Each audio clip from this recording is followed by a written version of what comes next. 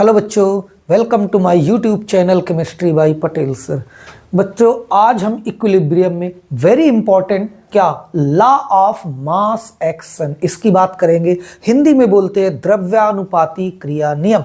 ये chemical equilibrium में आपका होगा और पूरा चैप्टर इसी लॉ पे बेस्ड है। अगर आपने ये लॉ ठीक से समझ लिया तो आपको पूरा चैप्टर क्लियर हो जाएगा। लेकिन इसको पढ़ने से पहले थोड़ा सा बात करेंगे हम। यहाँ पर जो इक्विलिब्रियम चैप्टर है, यहाँ पर जो रिएक्शन है वो आपकी बेसिकली दो तरह की, एक इरिवर्सिबल रिएक्शन और दूसरी होती बच्चों रिवर्सिबल रिएक्शन।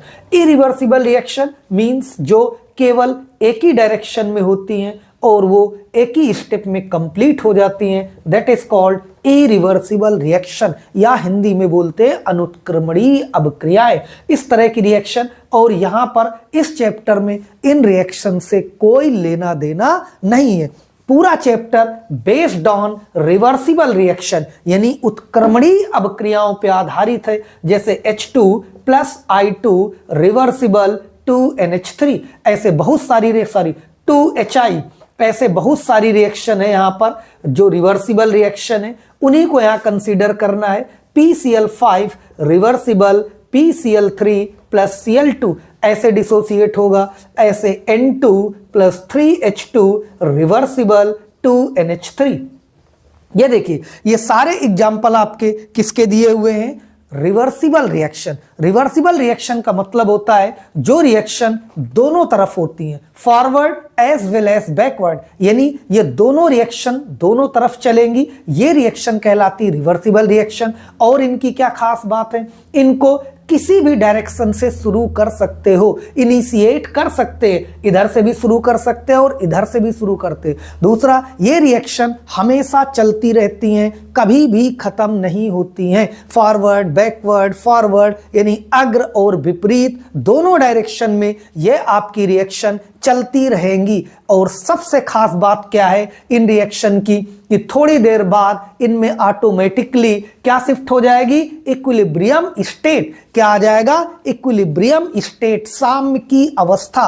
और अगर किसी रिएक्शन में या किसी रिवर्सिबल रिएक्शन में एक बार इक्विलिब्रियम स्टेट शिफ्ट हो गई, साम्य की अवस्था आ गई, तो वो इक्विलिब्रियम स्टेट तब तक बनी रहेगी जब तक आप उसको external factor like pressure, temperature, concentration इनमें कोई डिस्टर्ब नहीं करोगे, तब तक वो अपनी इक्विलिब्रियम स्टेट को नहीं छोड़ेगी। अगर आप इनमें कोई चेंज भी करते हो प्रेशर, टेम्परेचर में, तो रिएक्शन थोड़ी देर के लिए एक तरफ की शिफ्ट होगी या एक तरफ रिएक्शन तेज होने लगेगी और थोड़ी देर बाद वो फिर से ऑटोमेटिकली अपनी इक्विलिब्रियम स्टेट को अचीव कर लेगी। आप कितनी बार डिस्टर्ब करें, लेकिन थोड़ी देर बाद ऑटोमेटिकली वो इक्विलिब्रियम स्टेट को अचीव कर लेगी। ये इनकी सबसे खास बात होती है। इक्विलिब्रियम स्टेट या साम्य की अवस्था समझ गए होंगे क्या, कि जिस स्टेट पे या जिस अवस्था में क्या रिएक्टेंट और प्रोडक्ट दोनों का कंसंट्रेशन सेम हो जाए या दोनों का रेट ऑफ रिएक्शन सेम हो जाए। जिस रेट से फॉरवर्ड रिएक्शन होगी उसी रेट से बैकवर्ड रिएक्शन होगी, तो वो स्टेट क्या होगी, equilibrium state, when the rate of forward and the rate of backward reaction is equal, यानी दोनों रिएक्शन की स्पीड सेम हो जाएगी, फॉरवर्ड और बैकवर्ड रिएक्शन की, वही स्टेट होगी इक्विलिब्रियम स्टेट। जैसा कि हमने बताया कि आपको कुछ नहीं करना, अगर कोई भी रिवर्सिबल रिएक्शन है तो ऑटोमेटिकली थोड़ी देर बाद उसमें इक्विलिब्रियम स्टेट शिफ्ट हो जाएगी। तो ये तो बात हो गई बच्चों इक्विलिब्रियम रिवर्सिबल रिएक्शन की और इक्विलिब्रियम स्टेट की। यहां पर अब ध्यान दीजिए, ये जो चैप्टर आप देख रहे हैं, आपका पूरा चैप्टर इस लॉ पे आधारित है। कौन सा लॉ है, लॉ ऑफ मास एक्शन, या इसको कहते हैं द्रव्यानुपाती क्रिया नियम। आज इसको समझेंगे। पहले इसके डेफिनेशन नोट कर लें। क्या है, this law states that at constant temperature the rate of chemical reaction is directly proportional to the product of the molar concentration of reacting species, with each concentration term raised to the power equal to the numerical coefficient of that species in the chemical equation. ये है, इसको note कर ले। इसकी definition book में भी दिया है या इसको स्क्रीनशॉट ले लें। अगर हिंदी में बात करें बच्चों तो ये क्या होगा, स्थिर ताप पर किसी पदार्थ के क्रिया करने की दर उसके अभिकारी पदार्थों के सक्रिय द्रव्यमान के गुणनफल के समानुपाती होती है। तो इस तरह से ये आपका होगा लॉ ऑफ मास एक्शन। इसको समझना जरूरी है। यहां पर इसके डेफिनेशन से ज्यादा इसको हम समझेंगे कैसे, ये जो डेफिनेशन लिखी गई है किस बेस पे ये डेफिनेशन है, तो इसको नोट कर लिया होगा। आइए इसको समझते हैं थोड़ा सा कि लॉ ऑफ मास एक्शन है क्या। यहां पर ध्यान दो बच्चों, ये लॉ ऑफ मास एक्शन देखिए, consider the general reaction A plus B reversible C plus D. ये हमने यहां पर कोई जनरल रिएक्शन ली हुई है, A plus B reversible C plus D. आइए इसमें अप्लाई करते हैं। According to law of mass action क्या होगा, the rate of forward reaction the rate of forward reaction means RF। Rate of forward reaction को क्या लिया गया है, RF is directly proportional to concentration of A into concentration of B। ये देखिए क्या है, इसके लिए जो रिएक्टिंग स्पीसीज है वो A और B होगा। तो किसी चीज को ब्रैकेट में लिख दे उसका मतलब होता है मोलर कंसंट्रेशन। ध्यान दीजिएगा, किसी भी चीज को बड़े ब्रैकेट में लिख दिया जाए इसका मतलब क्या है, मोलर कंसंट्रेशन। तो किसके डायरेक्टली प्रोपोर्शनल होगा, concentration of A into concentration of B. अभी आपको बताया था डिफिनीशन में क्या, कि अभिकारी पदार्थों के सक्रिय द्रव्यमान के गुणनफल के समानुपाती होगा। बच्चों अगर यहां पर प्रोपोर्शनल हटाना चाहें तो आपको लगाना पड़ेगा कांस्टेंट यानी KF और ये concentration of A into concentration of B ये आ जाएगा। इसी तरह से KF क्या है, रेट ऑफ फॉरवर्ड रिएक्शन का कांस्टेंट, रेट कांस्टेंट। फिर यहां पर लिखेंगे क्या, the rate of backward reaction means RB।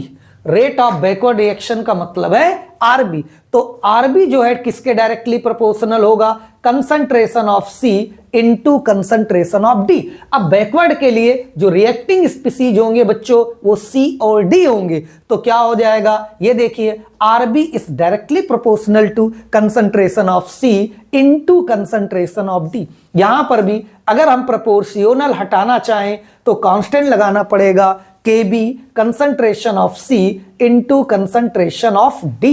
यहां पर देखिए KB क्या है, rate constant for backward reaction, और KF क्या है, rate constant for forward reaction.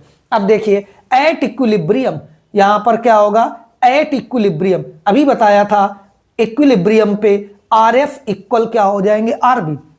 Equilibrium state का मतलब है when rate of forward reaction and rate of backward reaction दोनों क्या हो जाएंगे, बराबर हो जाएंगे। तो ये है रेट ऑफ फॉरवर्ड रिएक्शन और ये है रेट ऑफ बैकवर्ड रिएक्शन। अब इनकी वैल्यू यहां से उठाकर पुट अप कर देंगे तो RF इक्वल क्या लिखा हुआ है, KF concentration of A into concentration of B, और RB की जगह क्या लिखा है value, KB concentration of C into concentration of D। यहां पर इसको अगर हम कर दें KF अपॉन KB तो ये क्या हो जाएगा, ये ऊपर आएगा concentration of C into concentration of D upon concentration of A into concentration of B। और इस KF अपॉन KB को हम लिख सकते हैं KC। क्या लिख सकते हैं, KC। तो KC equal concentration of C into D upon A into concentration of B। ये आ गया आपका साम्य स्थिरांक व्यंजक, या यहां पर Kc जो है वो है आपका equilibrium constant. Write down, note कर लें, where Kc is equilibrium constant. कुछ इस तरह से ये law of mass action apply किया गया। जल्दी नोट करें, फिर देखते हैं बच्चों यहां पर ये है Kc यानी इक्विलिब्रियम कांस्टेंट।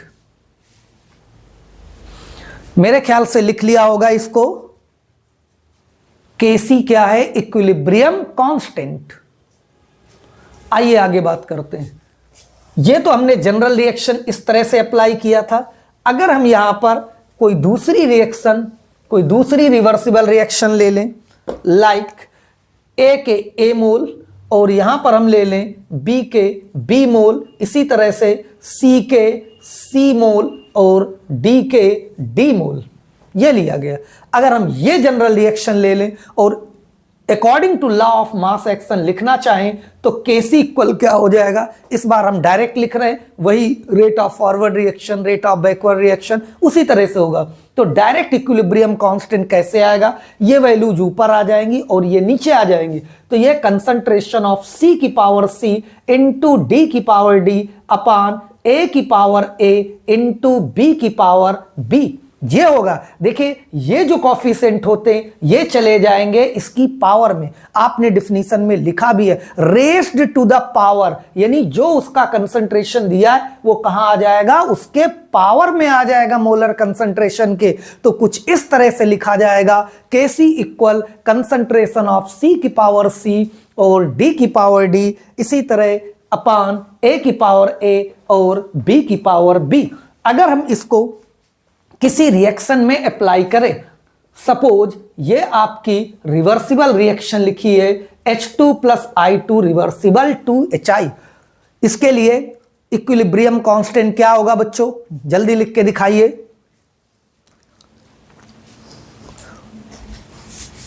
देखिए Kc इक्वल ये ऊपर आएगा कंसंट्रेशन ऑफ HI की पावर 2, ये पावर में आ जाएगा, अपान कंसंट्रेशन ऑफ H2 इंटू क्या हो जाएगा I2। इसी तरह से अगर कोई रिएक्शन लिखी है H2 plus N2, N2 plus 3H2, क्या है N2 plus 3H2 reversible 2NH3 बनेगा। यहां पर Kc इक्वल क्या होगा बच्चों, ये ऊपर आएगा कंसंट्रेशन ऑफ NH3 की power 2 upon concentration of N2 into concentration of H2 की पावर 3। कुछ इस तरह से इक्विलिब्रियम कांस्टेंट Kc निकालेंगे। राइट डाउन, इसको नोट कर ले। अगर आपने ये लॉ ऑफ मास एक्शन का कंसेप्ट समझ लिया तो आप इस चैप्टर के न्यूमेरिकल भी आसानी से कर पाएंगे, क्योंकि न्यूमेरिकल भी इसी लॉ पे बेस्ड है। इस तरह से होगा ये आपका लॉ ऑफ मास एक्शन। और कैसे अप्लाई करेंगे ये आपके सामने लिखा हुआ है, इनको किस तरह अप्लाई किया ये हमने एग्जांपल बताया। चलिए आगे बात कर लेते हैं कुछ इसमें। तो ये था बच्चों लॉ ऑफ मास एक्शन। अगर यहां पर जो इक्विलिब्रियम कांस्टेंट Kc है, अगर इसके यूनिट की बात की जाए तो बताइए इक्विलिब्रियम कांस्टेंट यानी Kc की यूनिट क्या होगी, Kc की यूनिट क्या होगी। अगर बच्चों Kc की यूनिट की बात करें तो यहां पर क्या है, जो यूनिट ऑफ Kc होगी वो डिपेंड करेगा टाइप ऑफ रिएक्शन पे। क्या है, अभिक्रिया के प्रकार पर निर्भर करेगा, टाइप ऑफ रिएक्शन पे डिपेंड करेगा।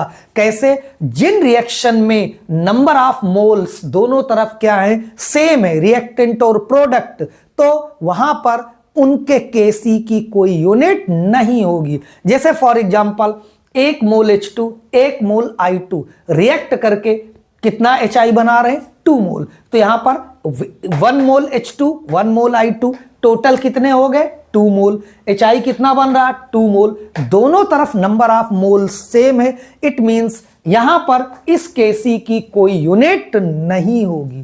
ध्यान रखिएगा क्या हमने बताया कि unit of Kc depend the type of reaction.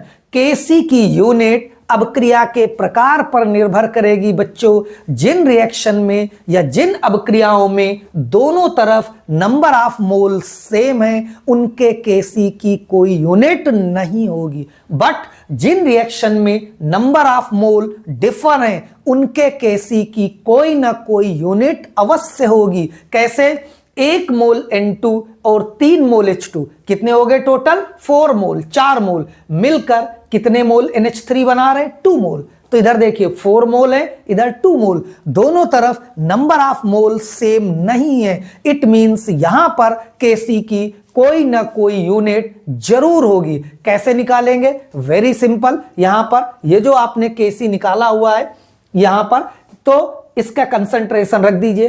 Concentration हमेशा किस में लेना है? मोल पर लीटर में। तो ये मोल पर लीटर का स्क्वायर, और ये क्या आ जाएगा? मोल पर लीटर, और ये क्या होगा? मोल पर लीटर का होल क्यूब, ये आ जाएगा। देखिए बस इसको सॉल्व कर लो तो जो आएगा वही क्या होगा? केसी की यूनिट होगी बच्चों। कैसे? यहां पर देखिए ये आपके 2 और 2 कट जाएंगे तो ये बचेगा क्या? ऊपर बचेगा 1 अपान मोल पर लीटर का क्या? स्क्वायर।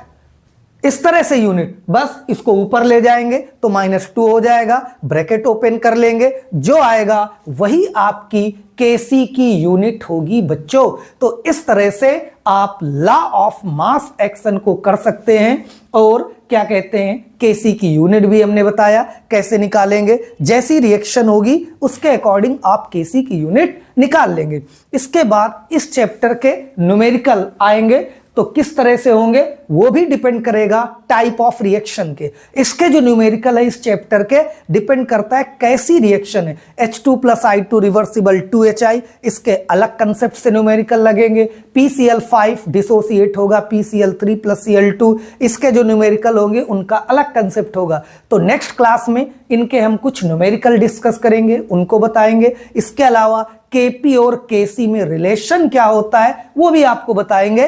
तो आज की क्लास केवल इतना। लॉ ऑफ मास एक्शन को अच्छे से लिख के इसकी प्रैक्टिस करिए, इसको समझने की कोशिश करिए। आज की क्लास बच्चों यहीं तक, मिलते हैं नेक्स्ट क्लास में नेक्स्ट आर्टिकल के साथ। Okay bye.